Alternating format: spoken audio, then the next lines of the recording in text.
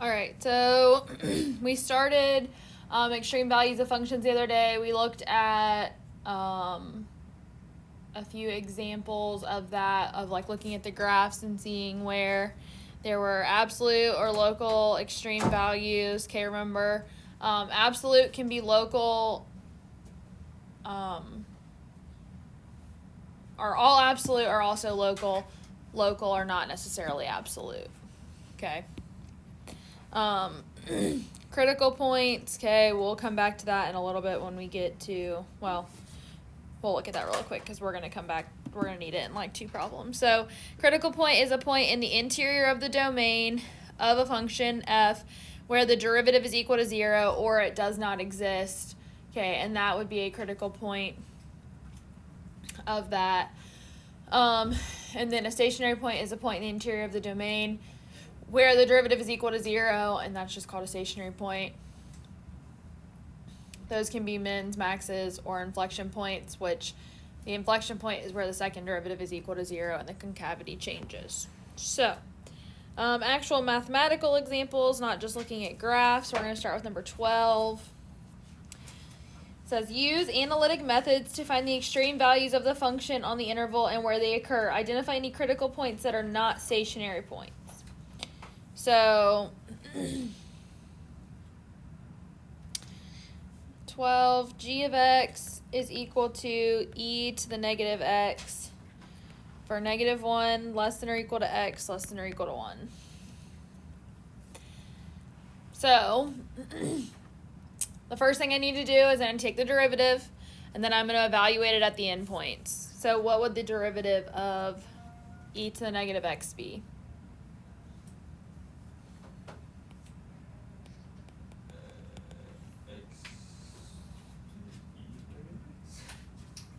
What's the derivative of e to the x? Huh? Just e to the x. So if it has the negative x, then we also take the derivative of that, which is just going to be negative. So it's going to be negative e to the negative x. So you always just copy down whatever you have, and then you take the derivative of whatever's up here.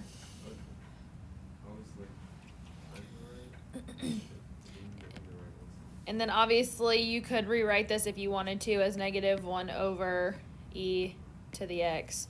That would be another way you could write it. I don't care which one you choose, but anyways. So then we're going to evaluate it at the endpoints. So we're evaluating, I guess I should say, the function at the endpoints. Yeah. So g of negative 1 is equal to e to the negative times negative 1. So that's just going to be e to the 1, which is e. Then we're going to do it at the other endpoint. G of 1 is equal to e to the negative 1, which is 1 over e.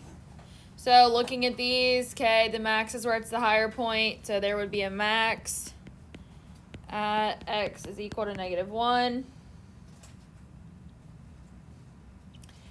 And there is a min at x is equal to 1.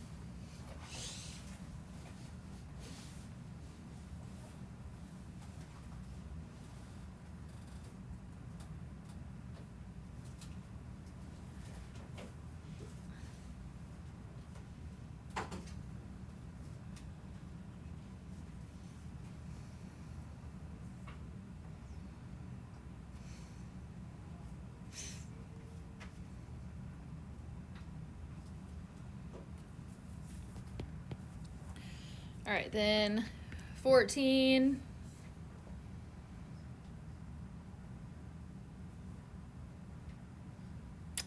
We've got k of x is equal to e to the negative x squared from negative infinity less than x less than infinity.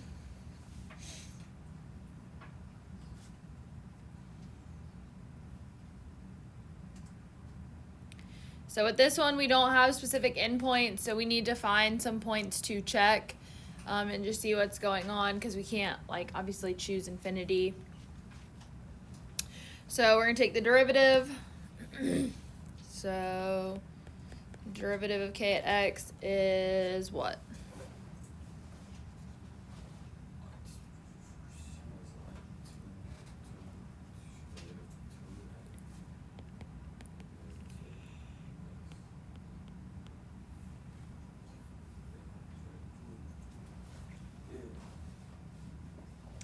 So we've got the derivative. Now what I'm going to do is I'm going to set this equal to 0 and solve. So the negative 2 is going to go away when I divide. So I'm going to be left with x e to the negative x squared is equal to 0. The only way for that to be equal to 0 is if x is 0. Okay, any other option's not going to do it. So x is equal to 0 is the only 0. And so we've got to check that one. So to do that, because we're identifying critical points that are not stationary points, okay, we are going to take the second derivative of the function, okay, which means we're going to have a product rule because we're taking the derivative of that. And then we're going to evaluate it at 0 and see what happens. So the second derivative of k at x is what?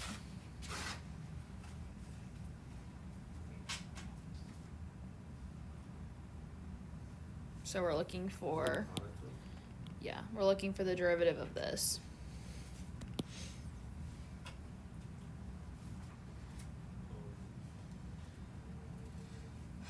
So it's negative 2 times e to the negative x squared plus negative 2x negative 2x e to the negative x squared. Is that what you said? Yeah, me too. Yeah. Oh, okay. So cool. So then we're just going to combine that. So negative 2 e to the negative x squared plus 4x squared e to the negative x squared.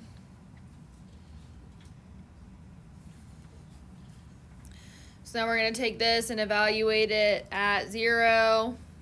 So the second derivative evaluated at 0. That's going to give you this second part when it goes to 0 is going away because you're going to be multiplying by 0. This other part we're putting in a 0, so it's negative 2e to the 0, which is just negative 2. So then let me go back up and see if we actually have this written in our notes here.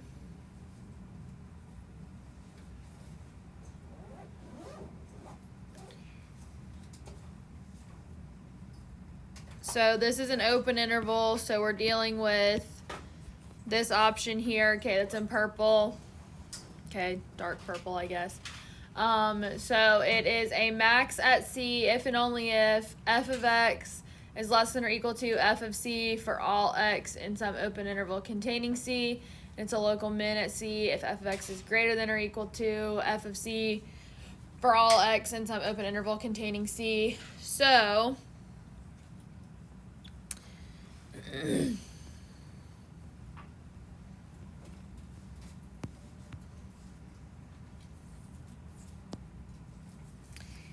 negative 2 is less than or equal to, or well, hold on. I think I have this actually written backwards, so it's going to look a little confusing.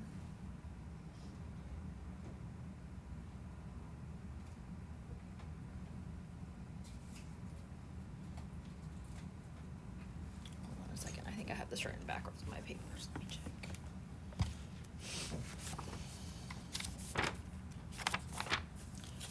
Chapter 5.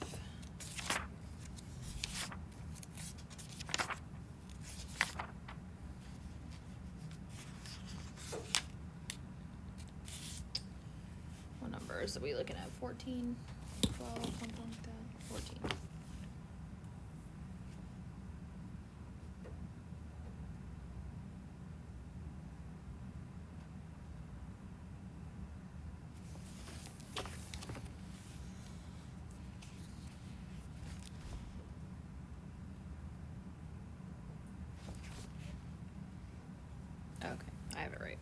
So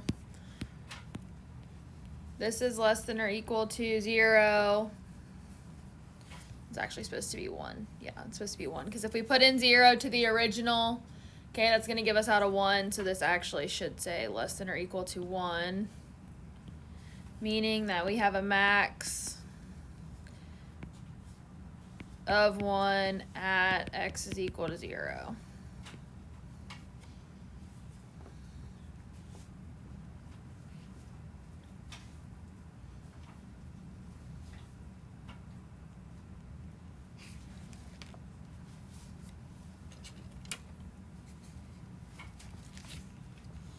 All right, let's look at another one of these. So then with 18, I've got f of x is equal to x to the 3/5, or negative 2 less than x less than or equal to 3.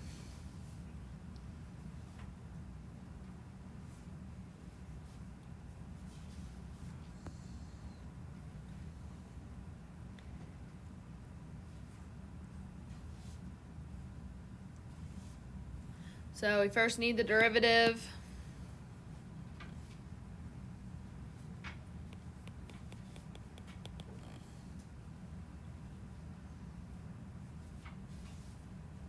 Sorry, I'm still writing it. No, you're good. I'm just looking.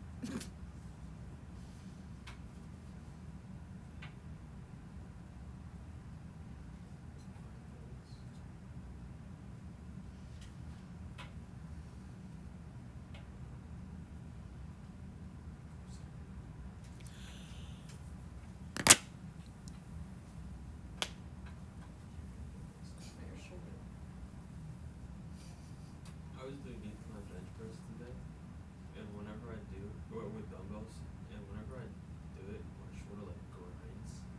It's like That's how my knees are. yeah, it like catches as it goes down, and it's like the bone is just I don't like I don't know how to explain it. I don't know the noise. Yeah.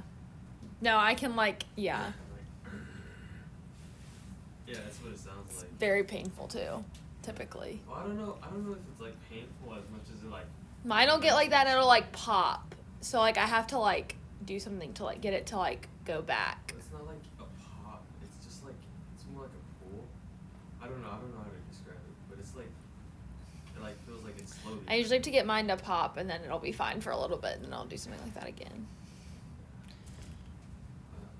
It's like my right shoulder. I heard it a lot today. It was like kind of freaking me out, but like it didn't really hurt. It was more of like a mental game, and it was like if this weight is like messing me up. But it wasn't at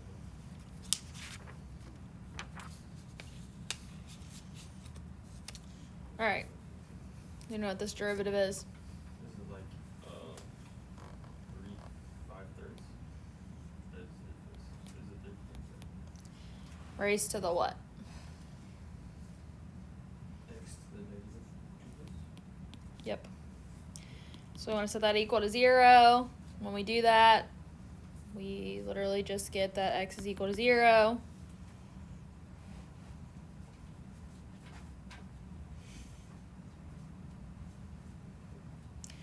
So we're going to check for critical points.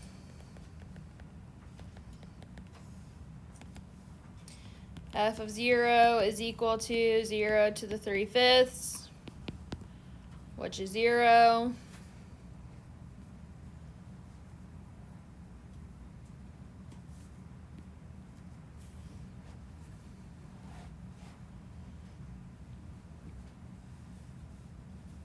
Okay, so the critical points occur when the derivative is equal to 0 or does not exist. So in this case, this is where it's equal to 0.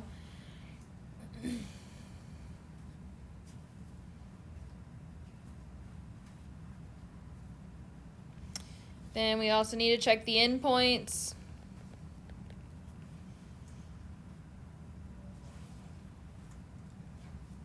And now technically it doesn't go all the way to -2, but it is actually a number, so we can test it.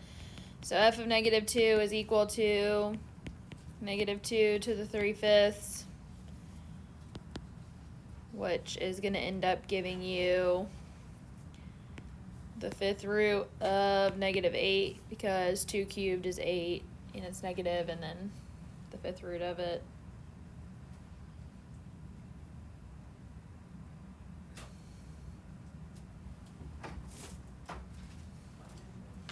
And then we've also got to check 3, so f of 3 is equal to 3 to the 3/5, which is just going to be 3 cubed is 27, and it's going to be the fifth root of that.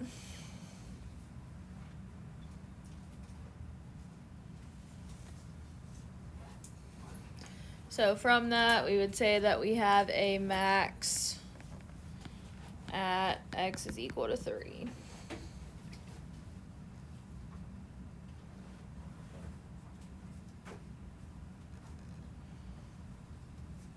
And I guess technically we should say a max of either 3 to the 3/5, or you can say the fifth root of 27 at x is equal to 3.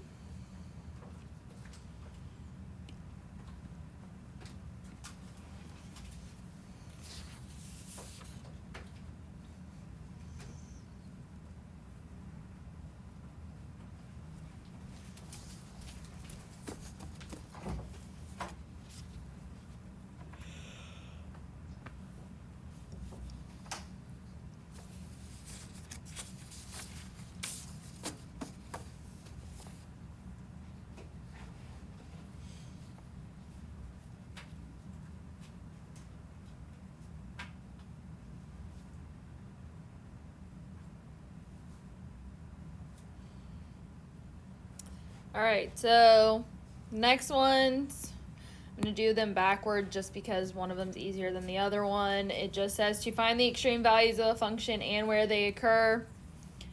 So I'm going to start with 24. Y is equal to 1 over x squared minus 1.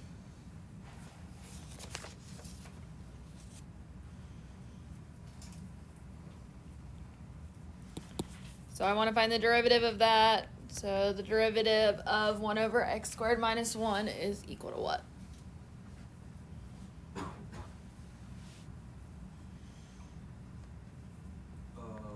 I learn 2x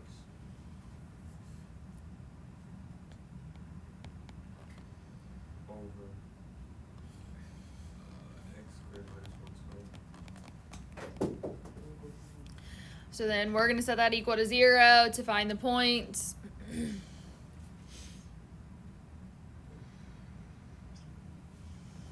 So that's equal to 0 when obviously the bottom's going away. The top equals 0 when x is equal to 0.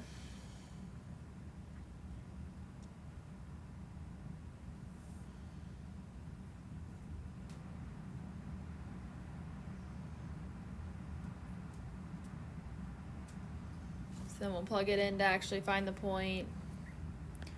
1 over 0 minus 1 is equal to -1. So this is what y equals when x equals 0. So the point is 0, -1.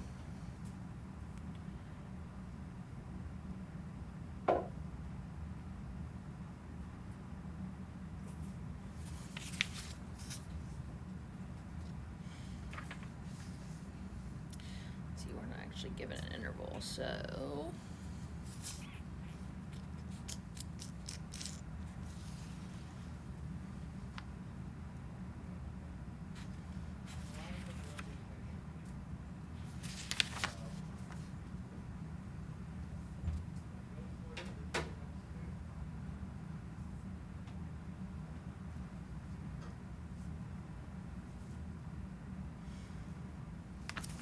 So then I would just say, look at your put this in your calculator and graph it, because it doesn't actually give you an interval to check it on.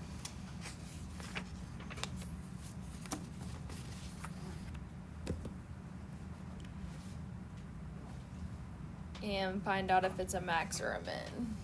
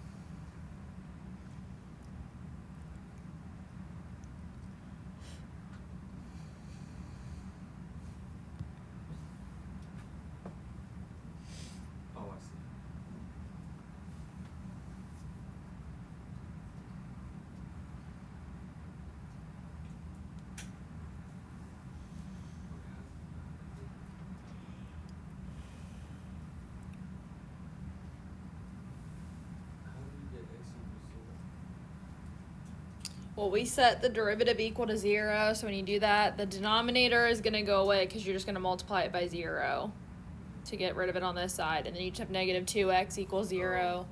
So you end up just with x equals 0.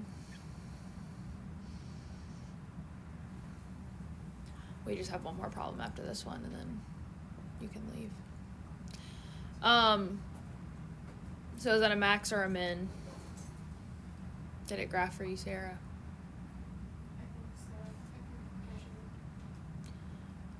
I'm kind of confused now. Is yours, you have 3 separate little graph things? Or do you see 3 separate little graphs? Mine's just one. Oh.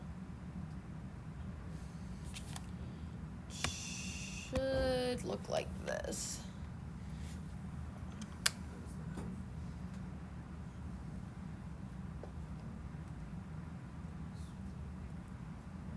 So you have your y equals like that. Mine can't go into fractions like that. If you hit alpha and then F1, you can put in a fraction. Melcher, did yours graph like mine?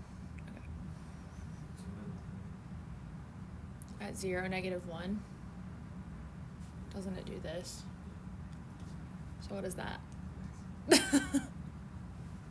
after I said minimal, I was like, are you stupid? Just 'cause it's on the bottom. It's only 2 lines. It doesn't make it a minimum. It's not doing the maximum. Does that do it, Sarah? Okay. So then we have that. Meaning that, I'll turn this back off so it doesn't have a glare. This is a max, local max, I guess we could say, at that point.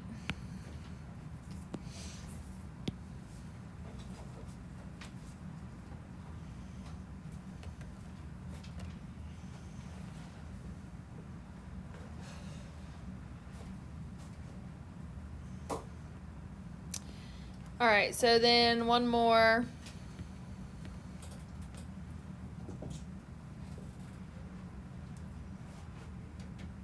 So 22, I know I'm working backwards, but this one was a little bit more difficult, I guess, so that's why I'm doing this. Y equals x cubed minus 3x squared plus 3x minus 2.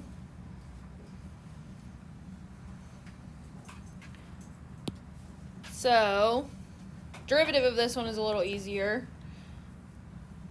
So what is that? 3x minus 3x. Wow. 3x squared minus 6x plus 3. So then, if I was so inclined, what could I take out of all of these pieces? A 3. So it leaves me with x squared minus 2x plus 1.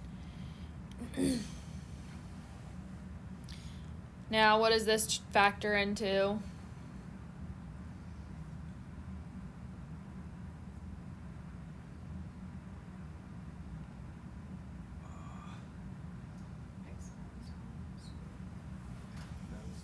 So 3 times x minus 1 squared. So now we can set this equal to 0. So 3 is going to go away with that 0, which leaves us with x minus 1 squared equal to 0. The square is going to go away for the same reason. Square root of 0 is just 0. So x minus 1 equals 0. X equals 1.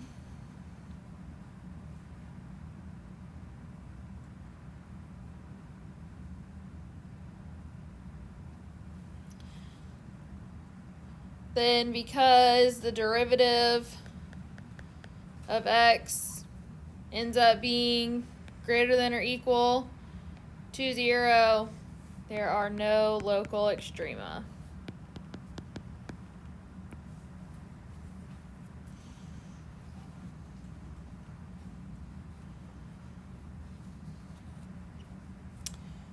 So I would suggest, kind of all we're doing with this section, there's more stuff that's more critical that we look at it. in other sections. We probably will end up doing like a review packet that goes with this stuff out of the AP review book. That'll also help make this make a little bit more sense, but I would at least try to look at something like 11,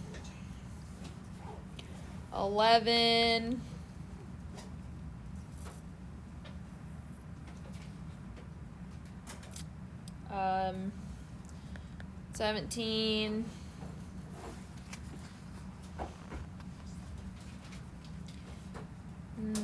19 and 21.